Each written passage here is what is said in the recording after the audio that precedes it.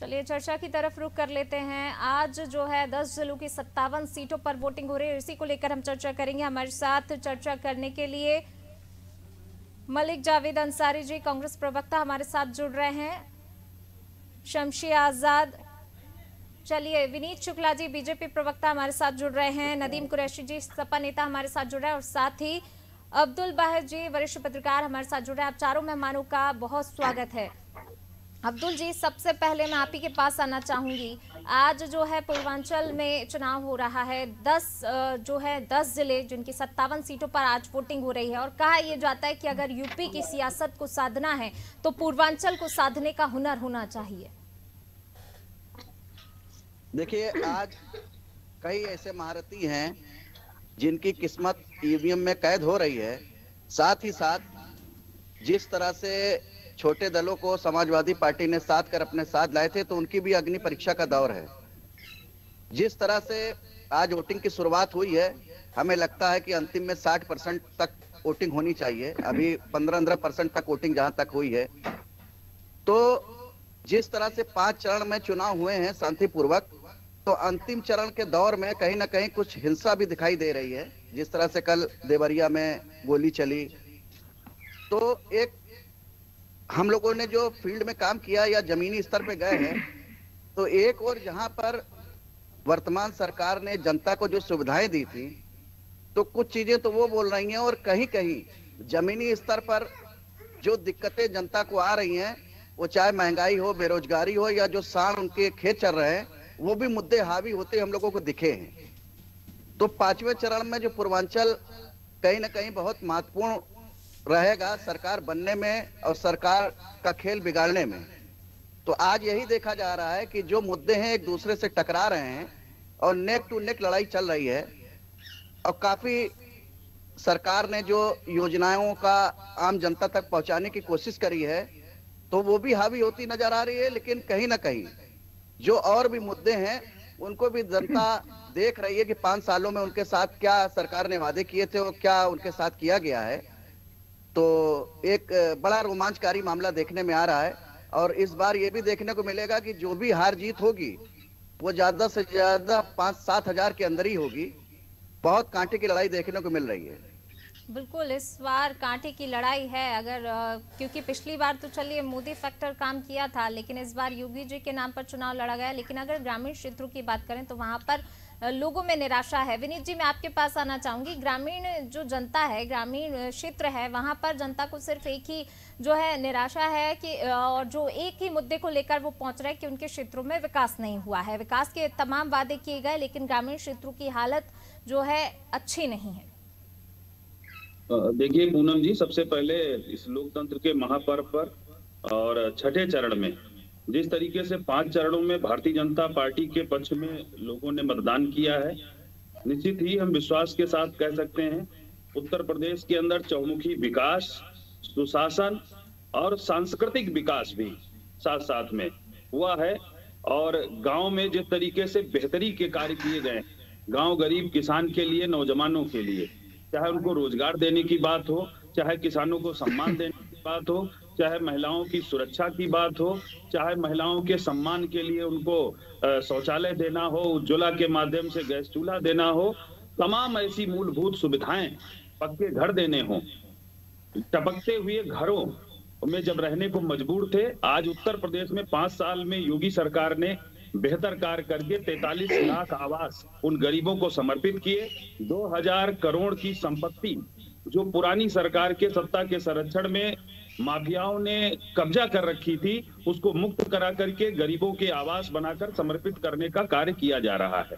तो निश्चित ही भारतीय जनता पार्टी के पक्ष में जिस तरीके से पहले माहौल था, आदरणीय मोदी जी की प्रेरणा से उत्तर प्रदेश के अंदर डबल इंजन की सरकार ने डबल राशन दे करके, डबल डोज वैक्सीन की लगा करके आज उत्तर प्रदेश के अंदर बेहतर स्वास्थ्य व्यवस्थाएं, बेहतर इंफ्रास्ट्रक्चर और बेहतर स्वास्थ्य की सुविधाएं सारी आप बढ़ी हैं उत्तर प्रदेश के अंदर। इसलिए मैं कह सकता हूं कि भाजपा का कमल फिर से खिलने वाला है। 10 मार्च को रिजल्ट आएगा, प्रचंड बहुमत के साथ भारतीय जनता पार्टी की सरकार बनने वाली है। चलिए, जीत का दावा तो आपने किया है और इससे पहले भी जो है जब वोट डालने चाहे योगी जी पहुंचे हों या अन्य नेता, तमाम दिग्गज जो है बीजेपी के जीत का दावा कर रहे हैं। नदीम जी, मैं आपके पास आना चाहूंगी। दावे तमाम किए जा रहे हैं, 80-20 का भी, 80 बनाम 20 का भी दावा किया गया। एक बार फिर योगी जी ने भी दावा किया 80% से ज्यादा वोट जो है उनको मिलने वाले हैं। सपा को फिर कितनी उम्मीद है? जी पूनम जी, बहुत बहुत शुक्रिया। आज छठे चरण का चुनाव है उत्तर प्रदेश के 10 जिलों में। तो सबसे पहले तो मैं सम्मानित मतदाताओं से उत्तर प्रदेश के ये अपील करूंगा कि लोकतंत्र के इस पर्व में हिस्सा लें और लोकतंत्र बचाने के लिए नफरत की राजनीति पर चोट करें और समाजवादी पार्टी को वोट करें। सबसे पहले तो मैं आपसे कहूंगा कि डबल इंजन की सरकार का कार्यकाल पूरा के पूरा निराशाजनक है। अगर हम, अभी हमारे भाई कह रहे थे, अगर हम कोरोना काल की बात करें तो उत्तर प्रदेश की जनता ने कोरोना काल के अंदर किस तरह से तकलीफें उठाई हैं, किस तरह से ऑक्सीजन की कमी, उनको ऑक्सीजन की कमी रही है और किस तरह से हमारे भाई उत्तर प्रदेश के अंदर, अगर उत्तर प्रदेश की सरकार चाहती तो उनकी जानें बच सकती थी, लेकिन उत्तर प्रदेश की सरकार ना तो अच्छा इलाज दे पाई, ना ही अच्छी सुविधाएं दे पाई और ना ही उत्तर प्रदेश की जनता के किसी कार्य पे खरा उतर पाई। समाजवादी पार्टी ने कोरोना काल में भी उत्तर प्रदेश की जनता की सेवा की है। भारतीय जनता पार्टी के लोग आज रथ के नाम पे जो गाड़ियां चला रहे हैं, शायद ये लोग भूल गए उस टाइम पे हमारे देश की, प्रदेश की सम्मानित जनता कई कई मीलों पैदल चली है। भारतीय जनता पार्टी के लोग सिर्फ झूठी बात करते हैं, झूठे वादे करते हैं और जनता को सिर्फ और सिर्फ गुमराह करने के काम करते हैं। पूनम जी, मैं एक भाई साहब को जवाब देना चाहता हूँ। इन्होंने क्या कहा, बात इनकी पूरी समझ में नहीं आई। रथ की बात करी तो श्रीमान अखिलेश यादव जी 10 करोड़ के रथ से चल रहे हैं, उसके विषय में कुछ बताएंगे। और कोरोना काल में सिर्फ ट्विटर से इलाज कर रहे थे उत्तर प्रदेश की जनता का। 4.5 वर्ष श्रीमान अखिलेश यादव जी उस लंदन वाले बंगले से निकले नहीं है, जो 5 स्टार बंगला बनाया है उससे बाहर नहीं निकले हैं।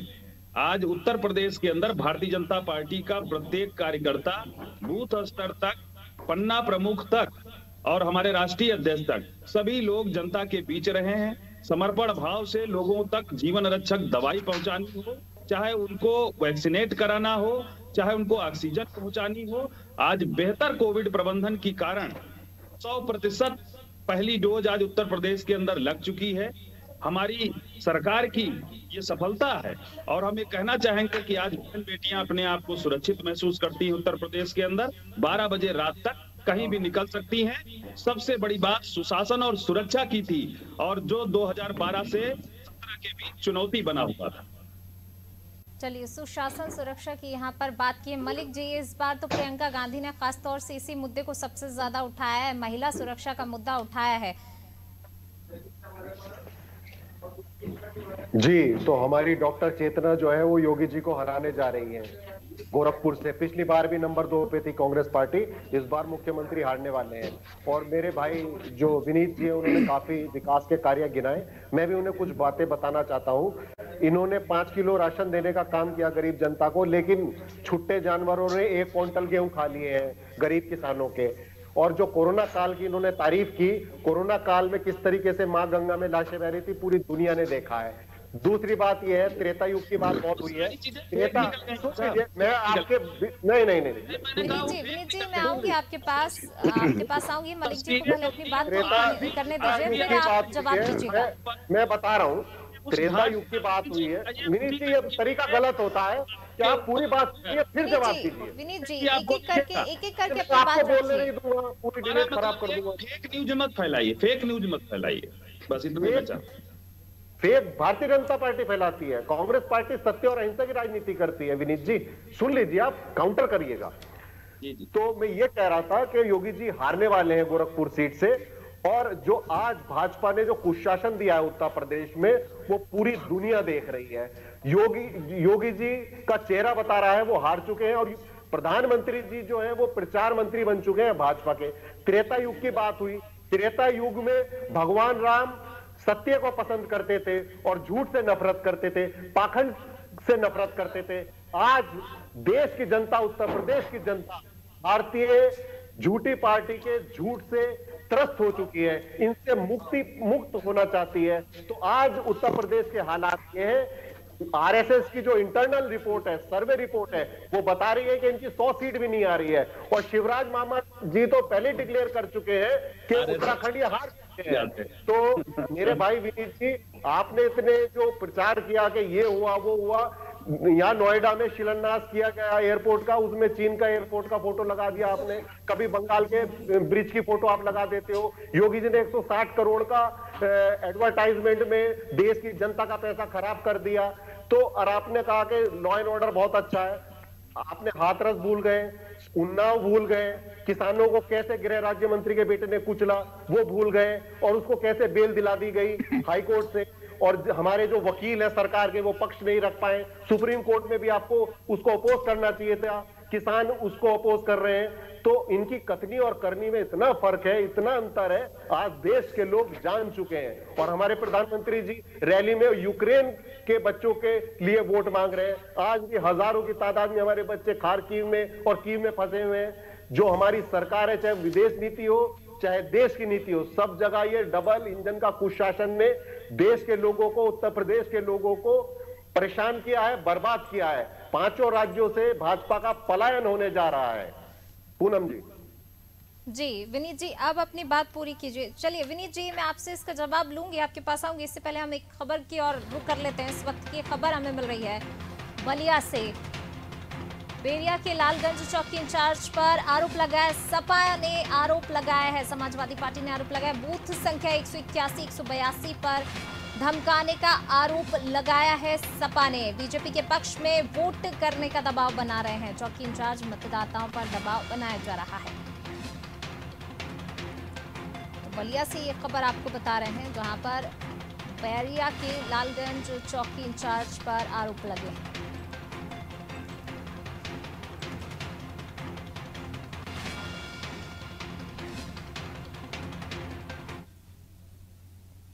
अगली खबर की ओर बढ़ेंगे। इस वक्त की अगली खबर हमें मिल रही है बलरामपुर से। सपा का बीजेपी कार्यकर्ताओं पर आरोप, गैंगस्ट्री में मतदाताओं को बीजेपी कार्यकर्ता धमका रहे हैं। बूथ क्रमांक 401 पर मतदाताओं को धमकाने का आरोप लगा है। बलरामपुर से यह खबर, सपा का बीजेपी कार्यकर्ताओं पर आरोप लगाया है। सपा ने बीजेपी पर कार्यकर्ताओं पर आरोप है, बीजेपी के गैंगस्ट्री में मतदाताओं को धमका रहे हैं बीजेपी कार्यकर्ता। बूथ क्रमांक 401 पर मतदाताओं को धमकाने का आरोप लगा है। चलिए चर्चा का रुख कर लेते हैं। हमारे साथ चारों मेहमान जुड़े हुए हैं। इसी पर मैं आपसे रिएक्शन चाहूंगी। नदीम कुरैशी जी, बीजेपी कार्यकर्ताओं पर सपा की तरफ से आरोप लगाए जा रहे हैं, बीजेपी जो कार्यकर्ता हैं वो मतदाताओं को धमका रहे हैं।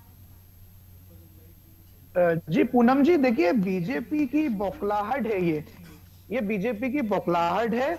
उत्तर प्रदेश की जनता ने परिवर्तन का मन बना लिया है, और ये बीजेपी के लोग सिवाय लड़ाई झगड़ों के, सिवाय झूठ के और कुछ नहीं कर रहे। आप देखिए अभी 2 दिन पहले की घटनाएं, हमारे वरिष्ठ नेता श्री स्वामी प्रसाद मौर्य जी के ऊपर भी इन लोगों ने हमला किया, उन पे जानलेवा हमला किया।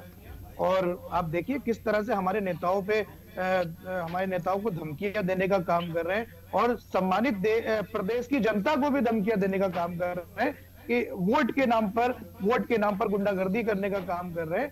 और ये लोग हमें गुंडा पार्टी कहते हैं, समाजवादी पार्टी को, लेकिन सबसे बड़ा जो गुंडागर्दी करती है वो बीजेपी के लोग करते हैं। उत्तर प्रदेश के अंदर आज पिछले 1 हफ्ते से लेकर अब तक आप देख लीजिए, जितनी भी घटनाएं हुई है वो सब बीजेपी के द्वारा की गई हैं। और महिला सुरक्षा की ये बात करते हैं, महिला अभी आप ही की खबर मैंने देखी है कि ममता दीदी के ऊपर ममता दीदी को रावण कहा गया है। ये अपमान नहीं है क्या महिलाओं का? ये रावण का काम लखीमपुर खीरी के अंदर बीजेपी के लोग खुद करते हैं। रावण का काम लखीमपुर खीरी के अंदर पंचायत चुनाव के दौरान एक महिला की साड़ी खींचकर इन्होंने किया। और ये ममता दीदी के ऊपर रावण का नाम देते हैं ममता दीदी को। ये बीजेपी की बहुत गंदी राजनीति है। बीजेपी सिर्फ और सिर्फ नफरत की राजनीति करना जानती है, और उत्तर प्रदेश की जनता पूरी तरह समझ चुकी है। उत्तर प्रदेश की जनता इस बार परिवर्तन करेगी। 10 मार्च को उत्तर प्रदेश के अंदर पूर्ण बहुमत की समाजवादी पार्टी की सरकार बनने जा रही है। जी मलिक जी, मैं आपके पास आना चाहूंगी, कितना आप इत्तेफाक रखते हैं नदीम जी की बात से? क्या बीजेपी की बौखलाहट है जो इस प्रकार के जो आरोप लगे हैं बीजेपी पर मतदाताओं को धमकाने के? भाजपा अपना बैटल हार चुकी है पूनम जी। पहले 2 फेज में ही वो हार गई थी। अब तो ये अपने अवशेष इकट्ठे कर रहे हैं और अपना फेस बचाने की कोशिश कर रहे हैं। और इनकी जो आंतरिक रिपोर्ट है वो भी मैंने आपको बताया, आरएसएस ने डिक्लेयर कर दिया है, 100 सीट भी नहीं आ रही है इनकी। तो आज भाजपा केवल खिसियानी बिल्ली खंबा नोच रही है। और उत्तर प्रदेश की जो किसान हैं, बेरोजगार युवा हैं, महिलाएं हैं, वो सब इनके विरुद्ध में वोट कर रही हैं। और जो भाजपा के लोग कहते हैं कि गुंडागर्दी करती हैं दूसरी पार्टियां, सबसे ज्यादा दागी नेताओं को, दागी लोगों को टिकट देने वाली भारतीय जनता पार्टी है उत्तर प्रदेश में। तो इस पे भी मैं इनकी राय जानना चाहूंगा कि आपने इतने दागियों को टिकट क्यों दिया है? सारे दागिया तो आपकी पार्टी में आ गए, सारे दागी तो आपकी पार्टी में आ गए, आप दूसरी पार्टियों पे आरोप लगाते हैं कि गुंडागर्दी करती है, तो आपको टिकट दे दिए दागियों को। और महिला सुरक्षा की बात की, कुलदीप सेंगर जेल में क्या महिला सुरक्षा दी थी उसने, सब जानते हैं। चिन्मयानंद जी जो थे, स्वामी चिन्मयानंद, उन्होंने क्या किया था? पूरे वीडियो, पूरी दुनिया देख लिया उनके वीडियो, क्या किया था उन्होंने महिला सुरक्षा को लेकर। तो मैं पूरी तरीके से सहमत हूं नदीम जी की बात से। ये बोलते हैं और यही अत्याचार करते हैं लोगों के ऊपर। विनीत जी, आपका रिएक्शन चाहूंगी। डबल इंजन की सरकार का कार्यकाल यानी कि हर तरफ से निराशाजनक रहा है, बीजेपी की कथनी करनी में अंतर है और अब कहीं ना कहीं बौखलाहट है। इसका नतीजा है कि बीजेपी कार्यकर्ता जो है मतदाताओं को धमका रहे हैं। ये आप कह रही हैं या इन लोगों की बात है? इन्हीं लोगों की बात रखूंगी ना आपके सामने, मेरी तो पर्सनल कोई बात रख ही नहीं सकते। चर्चा है तो चर्चा में आपने भी सुना कि मैंने अपनी तरफ से कुछ नहीं कहा। आपने पूनम जी आपने जोड़ा नहीं, इसलिए मैंने पूछा। दूसरी बात, हमारे कांग्रेस के मित्र जिस तरीके से आरएसएस का प्रेम उनके हमने देखा है, लगातार वो आरएसएस की सूचनाएं उन तक पहुंच रही हैं, तो ये अच्छा है, कम से कम उनको आरएसएस से प्रेम हो चुका है। लेकिन मैं इतना कहना चाहूंगा कि अगर वो देश की जनता से भी प्रेम करें, चाइना और बाहर के लोगों से प्रेम, इटली के लोगों से करने के बजाय इस भारत की भूमि और भारत की जनता 1.5 करोड़ जो जनता, उससे अगर ये प्रेम करने लगे तो शायद कांग्रेस का कुछ भला हो सकता है। लेकिन लगता नहीं है कि कांग्रेस का भला हो पाएगा। दूसरी बात, समाजवादी के मित्र जिस तरीके से कह रहे थे, देखिए गुंडा राज, अपराधवाद और दंगावाद, तमंचावाद, अपहरणवाद जिस तरीके से समाजवादियों ने फैलाया था, उत्तर प्रदेश के अंदर बड़े बड़े 5 दंगे, 300 से ज्यादा दंगे उत्तर प्रदेश के अंदर हुए थे। आज उत्तर प्रदेश के अंदर भाजपा सरकार ने 5 एक्सप्रेसवे दिए हैं, इन्होंने 5 दंगे दिए, भारतीय जनता पार्टी की सरकार ने 5 एक्सप्रेसवे दिए, 59 जिलों के अंदर मेडिकल कॉलेज दिए, 300 से ज्यादा आज टेस्टिंग लैब है, जो कांग्रेस शासन काल में 70 सालों में एक टेस्टिंग लैब पुणे के अंदर हुआ करता था। आज भाजपा सरकार के अंदर 300 से ज्यादा टेस्टिंग लैब हैं। तो भाजपा सरकार ने बेहतर स्वास्थ्य व्यवस्था, बेहतर कानून व्यवस्था, किसानों के सम्मान के लिए उनका, चाहे वो कर्ज माफी की बात हो, चाहे 1.5 लाख करोड़ से ऊपर का गन्ना किसानों का भुगतान करना हो, 119 चीनी मिल चलाना हो, जो 20 चीनी मिल कर लगभग बेच दिए गए थे पुरानी सरकारों में दलालों के माध्यम से, सपा शासन में और बसपा शासन काल में चीनी मिल बेच दिए गए थे। आज उन सभी चीनी मिलों को संचालित करने का काम भाजपा सरकार ने कराया है और किसानों को सम्मानिधि दे करके किसानों का सम्मान बढ़ाया है। भाजपा सरकार ने ये सब करके दिखाया है, इसीलिए फर्क साफ है कि ये लोग गन्ना किसानों का और जनता की गाढ़ी कमाई का पैसा सैफाई के नाच गाने में लुटाते थे। पिता पुत्र सैफाई में बैठ करके साथ में नाच देखते थे।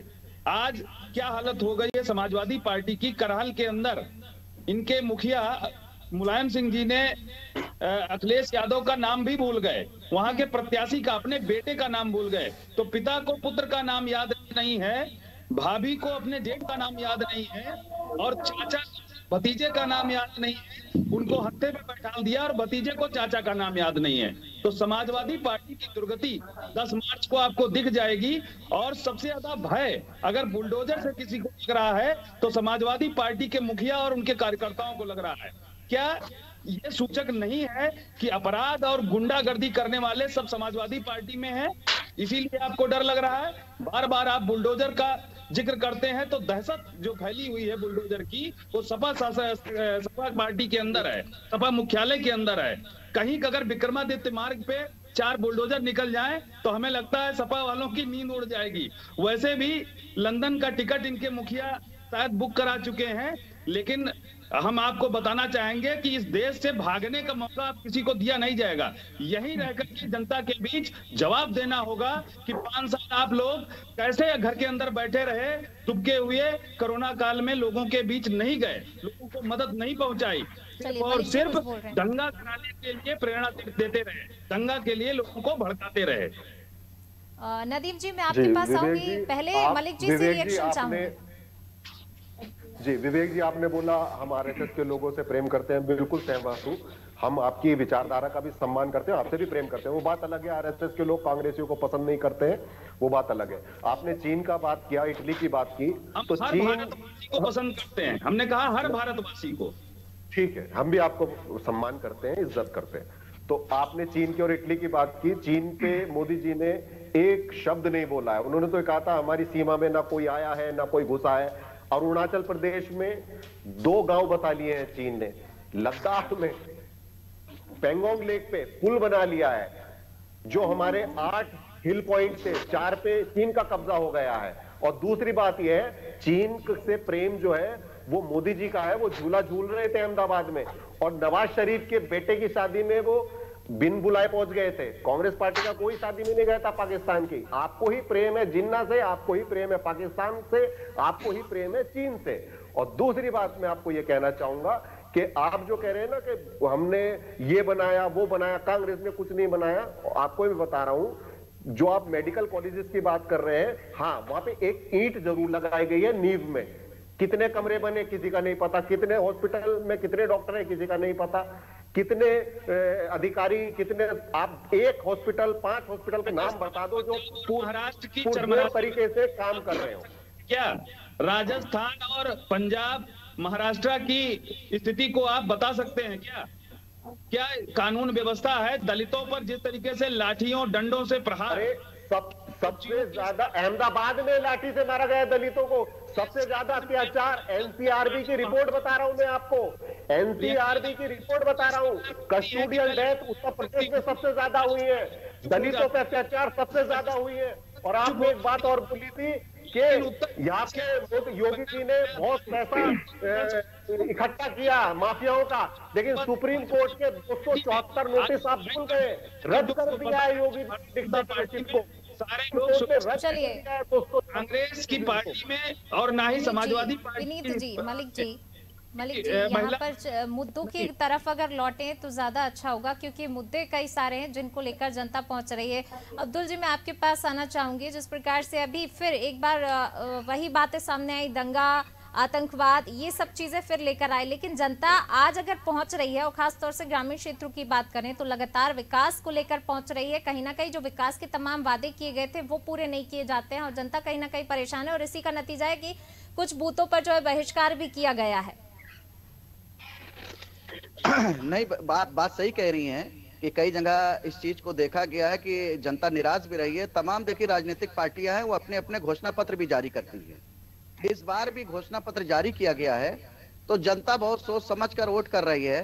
तमाम राजनीतिक दलों ने जनता से संबंधित तमाम ऐसे मुद्दे दिए हैं।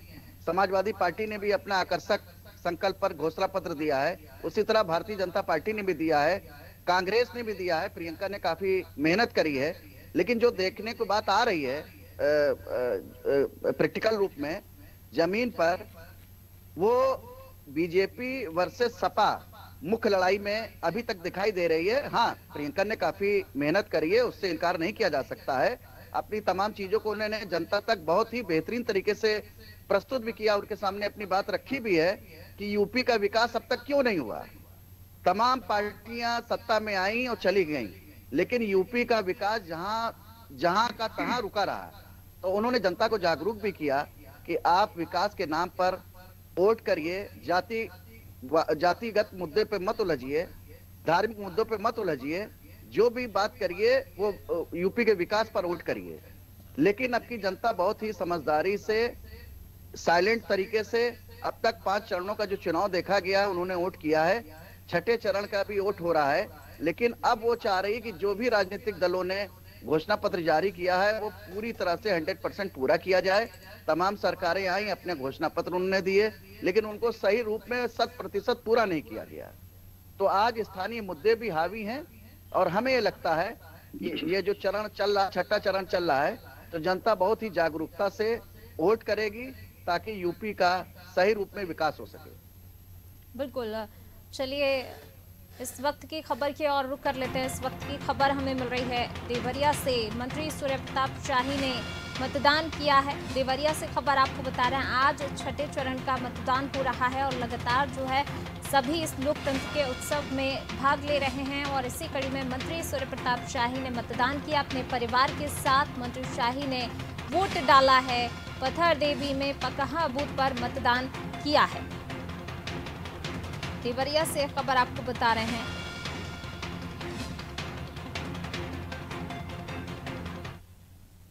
चलिए चर्चा की ओर रुख कर लेते हैं। अब्दुल जी, एक चीज और यहाँ पर अगर हम बात करें, कुछ अहम सीटें भी हैं, उनमें से फाजिल नगर सीट भी जो है काफी चुनौतीपूर्ण, क्योंकि स्वामी प्रसाद मौर्य ने खुद कहा कि 2 बार की हारी सीट पर वो चुनाव लड़ रहे हैं, तो काफी चुनौतीपूर्ण ये सीट है। जब से स्वामी प्रसाद मौर्य ने इस्तीफा देकर समाजवादी पार्टी को ज्वाइन किया था, तब से लग रहा था कि भारतीय जनता पार्टी उनके राह में बहुत बड़ा रोड़ा अटकाने की कोशिश करेगी, उनको हराने की कोशिश करेगी।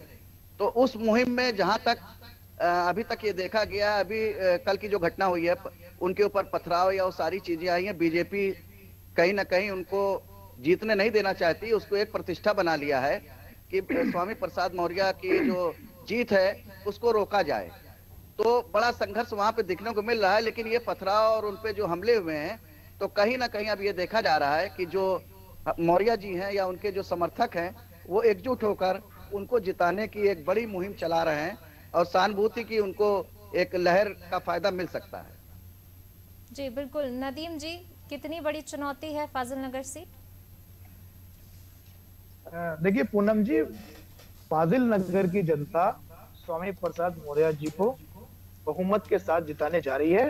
वहां पे बीजेपी के जो प्रत्याशी हैं उनकी जमानत जब्त होने जा रही है। देखिए, बीजेपी ने हमेशा मुद्दों से भटकाने का काम किया है। बीजेपी कभी मुद्दों पे बात करती नहीं है। चुनाव उत्तर प्रदेश का हो रहा है और बीजेपी बात करती है चीन और पाकिस्तान की। देखिए, हम बात करेंगे उत्तर प्रदेश की जनता के हित में और उत्तर प्रदेश की जो गरीब वर्ग है, जो कमजोर वर्ग है, जो किसान वर्ग है, हम उनके हित में बात करेंगे। अभी हमारे भाई विनीत जी कह रहे थे, किसानों की बात कर रहे थे। भारतीय जनता पार्टी ने किसानों की आय दुगनी करने का वादा किया था 5 साल पहले, आज तक उनकी आय दुगनी नहीं हो पाई। भारतीय जनता पार्टी ने पिछली बार चुनाव में महिलाओं को वोट के नाम पर एक सिलेंडर बांटने का काम किया था, लेकिन आज ये लोग जब वोट मांगने गए तो उस सिलेंडर का दाम 1000 से ऊपर हो चुका है। पेट्रोल का दाम, डीजल का दाम बहुत ऊपर पहुंच चुका है। आम आदमी की महंगाई ने कमर तोड़ने का काम किया है। भारतीय जनता पार्टी के लोग उस पर बोलते नहीं है। पूरे 5 साल इनके कार्यकाल में, पूरे 5 साल उत्तर प्रदेश के युवाओं ने बेरोजगारी के कारण जो पलायन किया है, उस पर भारतीय जनता पार्टी के लोग जवाब देंगे नहीं। मैं ये चाहता हूं भारतीय जनता पार्टी के लोग ये बताएं कि हमने विकास कहां किया है, हमने लोगों को रोजगार कहां दिया है, हमने किसानों के लिए क्या किया है। ये बार बार किसानों को ले आते हैं। सबसे ज्यादा जुल्म और अत्याचार अगर इस 5 साल में हुआ है तो वो इस भारतीय जनता पार्टी की सरकार में किसानों का हुआ है। चाहे वो लखीमपुर खीरी की अगर बात करें, 1 साल किसान हमारे धरने पर बैठे रहे, 700 किसान हमारे शहीद हो गए। बीजेपी के पास तो काउंटिंग तक नहीं थी कि कितने किसान शहीद हुए। आज ये किसानों की बात करते हैं। हमेशा मुद्दों से भटकाने की बात करेंगे, मुद्दों पे बात नहीं करेंगे, विकास की बात करेंगे। 5 साल में आप लोग, एक सेकंड सर, एक सेकंड 5 साल में। विनीत जी आऊंगी आपके पास। नदीम जी की बात पूरी हो जाने दीजिए, फिर मैं आपसे जवाब लूंगी। नहीं तो इस तरीके के विनीत जी मत बताएं विनीत। और उत्तर प्रदेश के अंदर जो देखिए आप विकास की बात कर रहे हो। मैं एक छोटा सा उदाहरण दे रहा हूँ, सिर्फ एक छोटा सा उदाहरण। विनीत जी मेरी बात को सुनिए और सहन शक्ति रखिए अपने अंदर सुनने की। देखिए, सरकार आप विकास की बात कर रहे हैं, आप मुझे ये बताइए कि उपलब्धता। आप विनीत जी सुनिए बात को पहले। समाजवादी आप बोल रहे थे तो हम आपकी बात सुन रहे थे। थी आप बोल रहे थे तो हम आपकी बात सुन रहे थे, आपको सुनना पड़ेगा। के नहीं, आपको नाम सुनना पड़ेगा। पर 4 घंटे बिजली मिलती थी, आज 24 घंटे बिजली अगर उत्तर प्रदेश में मिल रही है तो ये भाजपा सरकार में संभव हो पाया है। क्या इससे पहले हो पाया था? 18% बेरोजगारी दर थी 16 में, और आज की समय में 3% 4% पे आके रुका है। तो ये भाजपा सरकार ने करके दिखाया है। हमने वन डिस्ट्रिक्ट वन प्रोडक्ट के माध्यम से हर जिलेवार लोगों को एक जनपद एक उत्पाद के माध्यम से लोगों को रोजगार से जोड़ा है। एमएसएमई सेक्टर में 60 लाख लोगों को रोजगार से जोड़ा गया है। 6.5 लाख लोगों को सरकारी नौकरी दी गई है। संविदा कर्मी भी रखे गए हैं, 5 लाख करीब संविदा कर्मी रखे गए। तो इन सबको अगर मिला लें तो रोजगार की आप अगर आंकड़े उठाएंगे तो आप देखेंगे कि जो पुरानी सरकारों में इन लोगों ने कितनी नौकरियां दी थी और आज भाजपा सरकार ने कितना रोजगार दिया है, तो उसमें उसकी तुलना में भाजपा सरकार बेहतर आप पाएंगी। तो लेकिन समाजवादी के लोग झूठ बोलने में, वीडियो जब उनके मुखिया फर्जी वीडियो डाल देते हैं कि एक बच्ची का वीडियो डालते हैं, सपा के मुखिया कहते हैं कि ये यूक्रेन से बोल रही है। जब पुलिस पहुंचती तो वो बच्ची हरदोई में सपा के ब्लॉक प्रमुख की बेटी पाई जाती है। तो इस पर अखिलेश यादव को शर्म आनी चाहिए कि इस तरीके की ओछी राजनीति, सत्ता के लालच में इस तरीके की ओछी राजनीति नहीं करनी चाहिए। उन बच्चों का मजाक नहीं उड़ाना चाहिए। जब इस तरीके की हरकतें वो करते हैं, लगता है कि समाजवादी पार्टी बौखलाहट में इस तरीके के कदम उठा रही है। सपा के लोग कहते हैं कि जहां जहां पर भाजपा के झंडे लगे हैं हम अगर आएंगे तो उनको आवास नहीं देंगे, उनको घर नहीं देंगे। लेकिन भाजपा सरकार ने बिना जात पंथ मजहब देखे हुए उत्तर प्रदेश के अंदर 24 करोड़ जनता को आवास भी दिए हैं। लोगों को डबल इंजन सरकार का डबल राशन भी दिया है, डबल डोज भी दे रही है। लोगों को बेहतर व्यवस्था कानून की अगर करनी है तो उत्तर प्रदेश के अंदर सबके साथ समान व्यवहार किया जा रहा है, किसी के साथ भेदभाव नहीं किया जा रहा है। अगर बिजली दी जा रही तो सबको पावर ऑफ ऑल के जरिए पूरे उत्तर प्रदेश के अंदर सभी जिलों में 75 जिलों के अंदर दी जा रही है। 5 जिलों के अंदर सीमित रहती थी। सैफाई, मैनपुरी, इटावा और रामपुर के अंदर सिर्फ बिजली मिलती थी, आज 24 घंटे बिजली मिल रही है। इस बिजली की उपलब्धता को ये लोग क्यों नहीं पूरा कर पाए, इसके लिए जनता आज जवाब मांग रही है। जनता इनसे ठीक है, मैं जवाब देता हूं जी आपकी बात का जवाब। मलिक जी मैं आपके पास आऊंगी। इस वक्त की खबर का रुख कर लेते हैं, फिर आपकी तरफ आऊंगी मैं। चलिए इस वक्त की खबर लखनऊ से सुबह 11 बजे तक का वोटिंग प्रतिशत आपको बता देते हैं। यूपी में अब तक 21.79% वोटिंग हो चुकी है।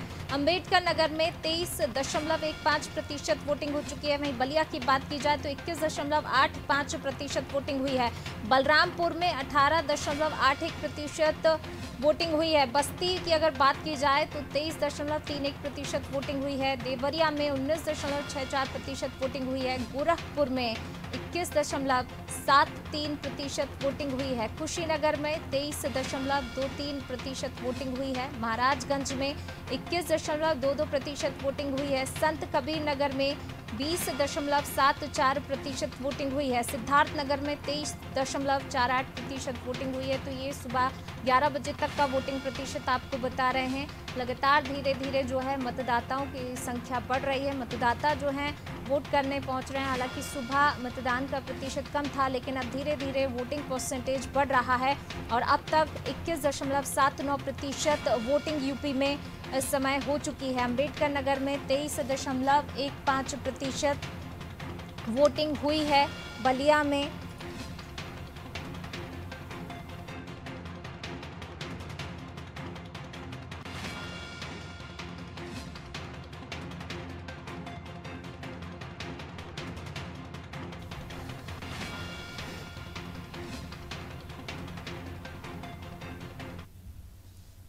चलिए चर्चा की और रुख करेंगे। मलिक जी आप कुछ कह रहे थे, अपनी बात पूरी कीजिए। जी विनीत जी ने एक बात बहुत अच्छी उठाई कि एक डिस्ट्रिक्ट एक प्रोडक्ट की बात की उन्होंने, तो उनसे मैं ये जानकारी लेना चाहूंगा और एक बात और बताना चाहूंगा कि मेरठ में खेल उद्योग था वो बर्बाद हो गया, मुरादाबाद पीतल नगरी था वो बर्बाद हो गया, आगरा चमड़ा उद्योग था वो बर्बाद हो गया, भदोई कारपेट इंडस्ट्री था वो बर्बाद हो गया, बनारस में बनारसी साड़ियां बनाती थी बुनकरों की क्या हालत है वो बर्बाद हो गई। इसमें एक चीज और मलिक जी मैं यहाँ पर जोड़ना चाहूंगी, सिद्धार्थनगर में भी पलायन एक बड़ा मुद्दा है, लोग पलायन कर रहे हैं, रोजगार की वहां पर समस्या है। अब अपनी बात पूरी कीजिए। हाँ, उसको विनीत जी ने को शायद अपना पक्ष जिक्र करिए, जनता खुशहाल है। सुनिए विनीत जी, आपने अपना पक्ष बहुत अच्छे तरीके से रखने की कोशिश की, लेकिन शायद आपको जानकारी नहीं है, जो एमएसएमई मंत्रालय केंद्र सरकार का, उसने एक सर्वे कराया है सिडबी सर्वे से, तो उसमें यह पाया गया 67% छोटे लघु उद्योग बंद हो चुके हैं और 66% की आय जीरो हो चुकी है। तो ये केंद्र सरकार के आंकड़े हैं, आप किस भ्रम में जी रहे हैं? उत्तर प्रदेश के लोगों को सच बताइए। मैं उस सर्वे को भी मत मानिए आप, अगर आपको अपनी सरकार का आंकड़ा भी नहीं मानना है, लेकिन मुझे बता दिए पीतल नगरी का क्या हाल है, आगरा का चमड़ा उद्योग कितना बर्बाद हुआ, बुनकर बनारस जाइए आप पता कर लीजिए बुनकरों की क्या हालत है, क्या पैकेज लेके आए, क्या उनको रिलीफ दी। आपने तो कपड़े तक पे जीएसटी लगा दिया। और मेरा अंतिम सवाल आपसे यह है कि चुनाव खत्म होने वाले, अब तो पेट्रोल के रेट बढ़ा दीजिए, 150 कर दीजिए, काफी 2 महीने से लोगों ने, अब रेट बढ़ा दीजिए, तेल निकाल दीजिए जनता का। खाने के तेल 30 रुपए प्रति किलो बढ़ चुके हैं पिछले 4 दिन में, तो पेट्रोल और डीजल के रेट कब तक रोकेंगे आप? बढ़ा दीजिए, 150 कर दीजिए। इलेक्शन खत्म होने वाले हैं, बस 3 दिन की तो बात है, पहले बढ़ा दीजिए। विनीत जी, हमें लगता है कि कांग्रेस अपने बर्बादी की बात जनता के ऊपर थोप रही है। कांग्रेस जरूर बर्बाद हुई, उत्तर प्रदेश के अंदर एक भी सीट हमें लगता है कि उत्तर प्रदेश में शायद ना आने वाली है। यही हाल कमोबेश जो है इनका समाजवादी का भी है। इनके मुखिया ने कहा कि 22 में 22 स्किल, तो 22 साइकिल इनकी आने वाली है उत्तर प्रदेश के अंदर, इन्होंने पहले से डिसाइड कर रखा है। भाजपा सरकार प्रचंड बहुमत के साथ 325 सीटें हमारी थी, उससे पार जाने वाली है। और पहली बात तो समाजवादी के दावा करते हैं 400 सीटें, सपनों में कृष्ण जी आते हैं, सपनों में इनके सीटें आती हैं। तो इस तरीके का अगर भ्रम समाज के लोग पालते हैं तो हमें लगता है ये भ्रम टूट जाएगा 10 मार्च को। जिस तरीके से जनता प्रदेश के सुशासन और विकास के लिए वोट कर रही है, 5 चरणों में जनता ने बेहतर प्रदर्शन किया है भाजपा सरकार के पक्ष में। उसी तरीके से छठा और 7वां चरण आप देखेंगे, पूर्वांचल में जिस तरीके से हम पहले जीते थे उससे आगे बढ़ करके पूर्वांचल में कमल खिलने वाला है और प्रचंड बहुमत के साथ भाजपा की सरकार बनने वाली है। एक बार फिर योगी जी मुख्यमंत्री बनने हैं और इस वर्ष की होली फिर से केसरिया होने वाली है। हम इतना ही कहना चाहेंगे, ज्यादा भ्रम नहीं पालना चाहिए। सपा के लोगों ने जिस तरीके से अपने कर्मों के अनुसार उनको अपना आकलन करना चाहिए। आपने जनता के बीच में क्या काम किया है, किस तरीके से छला और धोखा दिया है, इसलिए आपको अपने कर्मों के अनुसार आपको अपना आकलन करके घर में बैठ जाना चाहिए। चलिए ठीक है, अब्दुल जी मैं आपके पास आना चाहूंगी। अगर सिद्धार्थनगर की हम बात करें, अन्य जगह भी ये समस्या है, लेकिन सिद्धार्थनगर की अगर बात करें, रोजगार की मुख्य समस्या है वहाँ पर जिले में, और पलायन खास तौर से अभी भी जारी है, लोगों का पलायन कर रहे हैं वहाँ के लोग। और अगर वहाँ की बात की जाए, सतीश द्विवेदी जी का विरोध भी देखा गया था। देखिए, जहाँ तक 69,000 शिक्षकों की भर्ती रती का मामला था, तो उसमें सतीश द्विवेदी जी का काफी विरोध हुआ था। लास्ट में फिर उनको टिकट मिला, आज वो टिकट उसी पे चुनाव भी लड़ रहे हैं। तो देखिए, जो सिद्धार्थनगर की समस्या है वो हर जगह की समस्या है। पूरे प्रदेश में कहीं ना कहीं महंगाई की बात आ रही है। जहां जनता केंद्र सरकार या राज्य सरकार के कुछ अच्छे कार्यों की सराहना कर रही है, वहां ये भी जनता कह रही है कि हमें महंगाई का डबल डोज ना लगाया जाए, हमें बेरोजगारी का डबल डोज ना लगाया जाए। तो जनता कहीं ना कहीं अगर कुछ अच्छे कार्यों से प्रभावित है तो कुछ अपनी समस्याओं को लेकर, चाहे स्थानीय स्तर पे उनके खेत साड़ चल रहे हैं, कई जगह हम लोग गए, हम लोगों ने स्वयं अपनी आंखों से देखा। सरकार ने उसकी कोशिश भी करी स्थानीय स्तर पे कि गौ पालन से लेके और तमाम, लेकिन उसका सही तरीके से अनुपालन नहीं हुआ, जिसका खामियाजा किसानों को भी भुगतना पड़ा। और महंगाई से भी जनता कहीं ना कहीं प्रभावित हो रही है, क्योंकि उत्तर प्रदेश में अधिकतर किसान हैं या लघु मध्यम वर्ग के लोग हैं जिनको इस दौर से गुजरना पड़ रहा है। और निसंदेह कहीं ना कहीं सरकार ने कुछ अच्छे काम भी किए हैं, उनको कहना भी चाहिए, लेकिन कुछ दिक्कतें ऐसी हैं कि जनता उनसे काफी प्रभावित हुई है। बिल्कुल, विकास कार्यों को नकारा भी नहीं जा सकता, लेकिन विनीत जी, जिस प्रकार से जनता की आस यही है कि वाकई महंगाई ना बढ़े, महंगाई लेकिन लगातार बढ़ रही है, महंगाई का डोज जनता को डबल ना लगाया जाए, ये चाह रही है जनता। निश्चित ही पूनम जी, भाजपा सरकार ने जो महंगाई का स्तर था, देखिए पहले 2014 से पहले या 17 से पहले उत्तर प्रदेश के अंदर आप सबने देखा है जिस तरीके से चरमराई हुई व्यवस्था मिली थी उत्तर प्रदेश की। आज उत्तर प्रदेश के अंदर हम कह सकते हैं कि भाजपा सरकार ने बेहतर कार्य किया है, चाहे वो सड़क, बिजली, पानी और लोगों को रोजगार से जोड़ने की बात हो। हर जिले के अंदर इन्होंने कहा कि उत्पाद को ये नुकसान हुआ, वो नुकसान हुआ। मैं कह सकता हूं शायद इन कांग्रेस के लोग अगर ये 2-3 महीने के अलावा 5 साल अगर घूमते तो शायद इनको जिलेवार लोगों का रोजगार दिखता, लेकिन कांग्रेस के लोग सिर्फ 2-3 महीने के लिए आते हैं राजनीतिक टूर पर, तो उस समय आकर के लोग क्या जान पाएंगे कि उत्तर प्रदेश के अंदर क्या विकास हुआ है। आज उत्तर प्रदेश के अंदर अगर जगमगाता हुआ उत्तर प्रदेश दिख रहा है, सांस्कृतिक विरासतों को जिस तरीके से संजोया गया है, आज उत्तर प्रदेश के अंदर हर जगह पर धार्मिक हमारी आस्था को कोई चोट न पहुंचा सके, उस पर बेहतर कार्य किया गया है।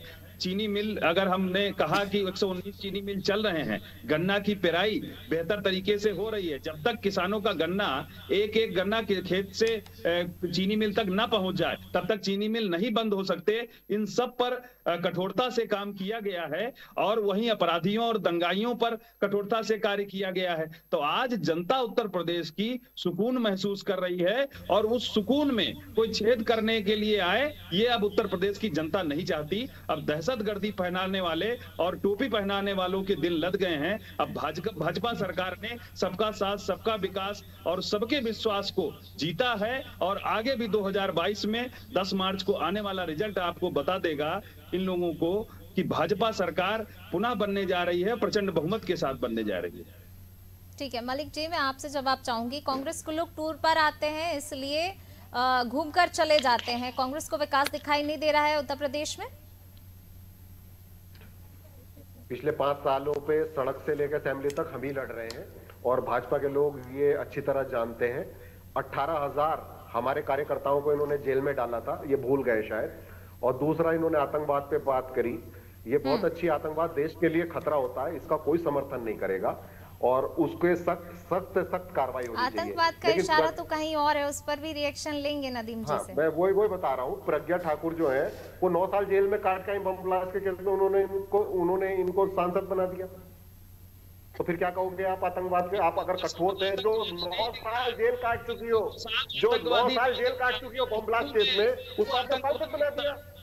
हिंदू के विषय में जिस तरीके से ये व्याख्या करते हैं और इनको कसाब के हिंदू की तो बात ही नहीं थी, मैं तो क्रिमिनल की बात की, टेररिस्ट की बात की। चलिए नदीम जी चलिए, चल रहा हो। हमारे पास समय की कमी है। मलिक जी आपका रिएक्शन ले लिया है, नदीम जी का और रिएक्शन चाहूंगी। नदीम जी।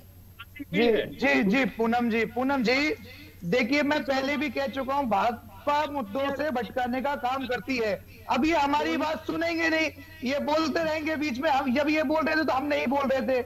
देखिए, भाजपा ने गरीब, पिछड़े और दलित और अल्पसंख्यकों का हक छीना है। आप ये समझ लीजिए, उत्तर प्रदेश के अंदर सपा सरकार बनने के 3 महीने के अंदर हम सबको उनका हक और सम्मान देने का काम करेंगे। समाजवादी पार्टी पूर्ण बहुमत के साथ 10 मार्च को उत्तर प्रदेश में अपनी सरकार बनाने जा रही है। और रही बात सिद्धार्थनगर की, तो मैं आपको बता दूं, बीजेपी के एक एमएलए और कैंडिडेट लोगों को गद्दार कहने का काम कर रहे हैं सिद्धार्थनगर के अंदर। और जो लोग भाजपा को वोट नहीं देंगे उनको अपने बाप की नाजायज औलाद कहा जा रहा है। इस तरह से सिद्धार्थनगर की जो जनता है उन पे दबाव बनाया जा रहा है, उनको गद्दार कहा जा रहा है। क्या बीजेपी के लोग उत्तर प्रदेश की जनता को, देश की जनता को सर्टिफिकेट देने का काम कर रहे हैं क्या कि वो गद्दार हैं या गद्दार नहीं है? भाजपा के लोग हमेशा मुद्दों से भटकाते हैं, मुद्दों पे बात नहीं करते, महंगाई पे बात नहीं करते, विकास पे बात नहीं करते। बुंदेलखंड एक्सप्रेसवे को 5 साल में, बुंदेलखंड एक्सप्रेसवे से 5 साल में ये मोदी जी का संसदीय क्षेत्र नहीं जोड़ पाए और बात विकास की करते हैं। क्या हमने विकास? चलिए, आप सभी मेहमानों का इस चर्चा में शामिल होने के लिए शुक्रिया। तो यहाँ पर आज जो है छठे चरण का उत्तर प्रदेश में मतदान हो रहा है। 10 जिलों की 57 सीटों पर मतदान हो रहा है। हमने चर्चा की और चर्चा के दौरान तमाम अपने अपने जो है तर्क वितर्क भी रखे लोगों ने, आरोप प्रत्यारोप भी हमने देखा।